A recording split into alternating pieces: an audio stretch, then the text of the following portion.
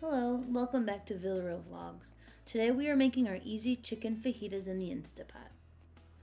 First we add a half cup of water. Then we add 4 chicken breasts cut into strips. Add 2.5 tablespoons of fajita seasoning. Mix the seasoning in. Add 2.5 cups of fajita mixed vegetables. We like to use the frozen variety of the pre-mixed veggies, but if you're using fresh, you can use equal parts of green and red bell peppers and onions. Make sure the Instapot is sealed and pressure cook on high for 10 minutes. After the 10 minutes, quick release the Instapot.